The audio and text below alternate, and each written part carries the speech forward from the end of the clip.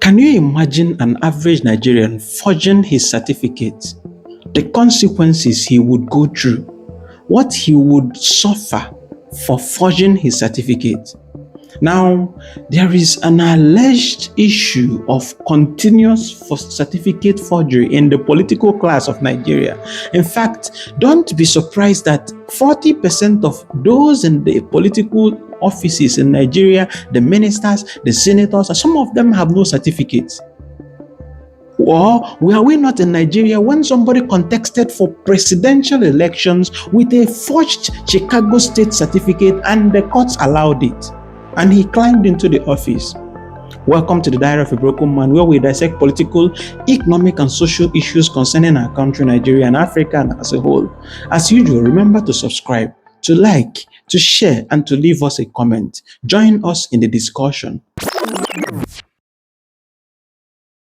There is a systemic acceptance of certificate forgery in Nigeria. Let me define what certificate forgery is for you in case you don't know. In Nigeria, at least in context, certificate forgery refers to a deliberate creation or alteration of academic, professional, or service-related documents to misrepresent qualifications, often to secure public office employment or contract. This is what we consider to be a certificate forgery. The malpractice has become deeply entrenched into every sector of the country. In fact, it's driven by high level of unemployment, unequal access to quality education, weak institutional oversight, and unequal access to so many other things in the country. The systemic acceptance manifests in large screening processes by bodies like the Senate, the Department of State Services, the DSS, the National Youth Service Corps, NYSC. Delayed or superficial investigations and rare prosecutions often result in issues like we have seen with so many issues we've seen. The latest one is that of Minister Nnaji, or former Minister Nnaji, Minister of Science and Technology and Innovation. I mean, a very sensitive office like Science, Technology and Innovation in the country was being run by a person who forged his certificate. Please explain this to me in simplest terms. I mean, high-profile cases frequently result in resignation rather than convictions, signaling that forgery is a low-risk shortcut to power. The normalization erodes meritocracy, I hope you know, as unequaled or unqualified individuals are sent to roles in governance, education, and public services, perpetuating inefficiency and inequality. Credible example of certificate forgeries and the similar malpractice have long history of such scandals, particularly among the politicians and public officials in Nigeria. I will attempt to list a few of them who have forged their certificates and how it was treated. I mean, sometimes so many things baffle me. The number one of them is the sitting president of Nigeria. I mean, we have a case of certificate forgery where a whole Chicago State University denied knowing who this student or this past student was. In fact, in the record, it's written that he's a woman. How do we rectify that? And even up until now, the courts, the Senate, everybody is complacent about this. I mean, this is not even a state university or national university. I mean, international university like Chicago State University. And we all let it slide. Another one is Uche Godfrey Nnaji, the Minister of Innovation, Science and Technology, who served from 2023 up until 2025. He forged his BSc certificate degrees from University of Nigeria and Nsukka, UNN, and the NYSC discharge certificate dated 1986, but signed by an official not in office up until 1988. mismatched serial numbers and the service durations, submitted to President Tinubu, DSS, and the Senate during 2023 screening. And in fact, if you watch the video, everybody was just saying bow and go, bow and go. Bow and go to where? With a forged certificate. And all of them were sitting complacent. Nobody, a whole DSS of Nigeria that would trace anybody and go to anybody. Once you speak against the president, once you speak against the government, they trace where you are, and all of a sudden, they can't even detect a certificate forgery. Something was fishy. Or is it a case of birds of the same feather flocks together? So NYSC disowned the document via Freedom of Information responses. Resigned. The funny thing is that they resigned. Instead of facing consequences, they resigned. So he resigned on October 7, 2025 after Premium Times' 2-year investigation. Faces up to 21-year imprisonment under Criminal Act, but no prosecution yet. Ordinarily, he should be 21 years imprisonment. But as Nigeria continues to happen, no consequences yet. Number 2 is Kemi Adeosun. Kemi Adeosun, the Minister of Finance from 2015 to 2018. She presented forged NYSC exemption certificate obtained unknowingly from a third party, claiming exemption due to age, over 30 at graduation. NYSC confirmed forgery in 2018. I mean, after how many years? That's when NYSC confirmed forgery. She resigned in September 2018. Until today, no consequence. No consequence. The third person, Salisu Buhari, the Speaker, House of Representatives in 1999, forged degree certificate from University of Toronto, claimed graduation in 1976 but was 16 and is still in secondary school as at the time. I mean, how do you explain this? Also falsified age and NYC details. Resigned July 1999. Convicted. Fined 200,000 naira only and sentenced to 2 years or suspended. Pardoned by the President Obasanjo in 2007. Just like that. We keep going. There are many more. There are Okoy Obono Obla, the chairman, Special Presidential Investigation Panel for Recovery of Public Property, 2016 to 2019. I mean, under Buhari, so many things happened in Nigeria. Under the late President Buhari, so many things happened. His incompetence and the incompetence of those around him was staggering. I mean, it was staggering.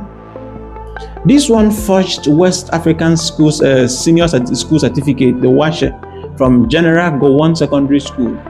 The school denied issuance. He was sacked on August 2019 by President Buhari under EFCC investigation for forgery and corruption. No conviction. I mean, no conviction. Abu Rashid Maina, the chairman, Pension Reform Tax Team, 2012. He forged his educational certificate and the age documents to join public services. Part of broader pension fraud scandal involved 2 billion embezzlement. You see the consequences. 2 billion naira embezzlement. He was convicted in 2009 on Money Laundering Act, not forgery. Sentenced to 8 years. Forgery charges were dropped. I mean, if they explain Nigeria to you and you understand it, you must be a genius. I mean, there are things that beat my imagination as an individual. Next person is Nwosu Angela Njide, doctor, Raouz Hospital, Abuja, 2015. Forged medical degree and practicing license. Worked as a physician for years without qualification. She was arrested in 2015 by Medical and Dental Council of Nigeria, prosecuted for impersonation and forgery.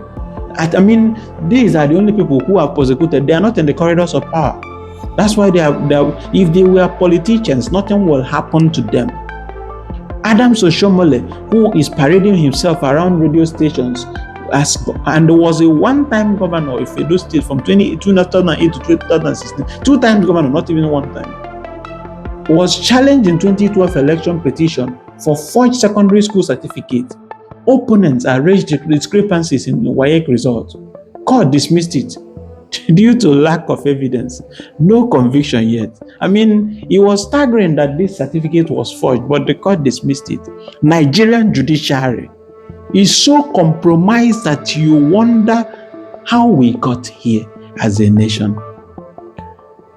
These cases illustrate patterns that forgery often targets NYSC and university certificates, with hotspots like Lagos, known for their Oluwole market, notorious for producing fake for 5,000 or 50,000 naira. They can produce anything for you. Anything you want, they can produce it for you, forge it for you. Similar practices include age falsification, example, to evade NYSC, and the impersonation in professional fields like medicine. Now, long-term implications for this. There are so many implications to forging and the allowance of forgery. It's painful that we have gotten to this level in Nigeria. We've gotten to this level.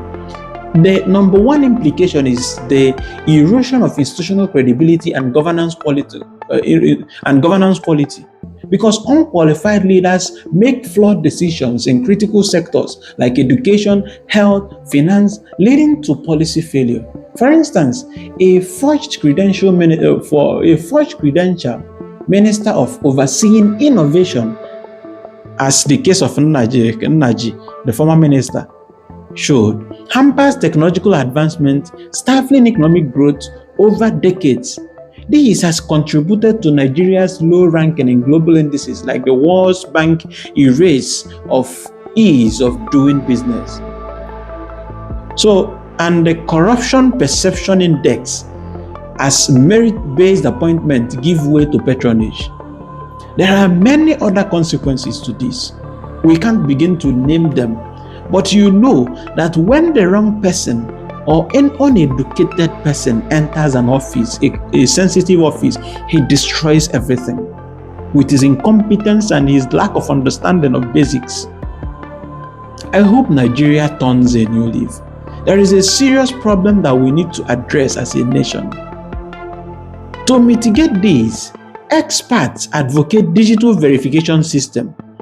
If we can stop this and use digital verification, example, blockchain for certificates, stricter DSS screening, because I don't know what they are doing. They are just another tool of the government. Just go after anybody, any dissenting voice, rush and capture the person and imprison him. Once you are speaking against the government, you become a target instead of the main targets. So stricter DSS screening and mandatory forensic audit for public officials without reform. We need forensic audit. Anybody in office should be audited. Let them present their certificates from primary to wherever it stops. Because one of them jumped on television the other day to call himself professor in practice. If Rufai Oseni didn't question him very well, he would have claimed a professor on TV, national TV. So we need forensic audit. Without this reform and these audits, Nigeria streams, waters and oceans of governance, as one analyst put it, hindering its potential as Africa's largest economy. Nigeria will keep swimming in ocean of confusion if we don't get things right. If we don't allow meritocracy and now allow professionals, real professionals in offices to handle issues of sensitivity, things will continue to go hayways. I hope we turn a new leaf. Join me in this diary of a broken man. Remember to leave us a comment. Join in the discussion. Put your comment. Tell us what you think about certificate forgery in Nigeria. Remember to subscribe, to like, to share, and to leave us a comment in this diary of a broken man. Once again, you are welcome. I will see you on the next one. Cheers.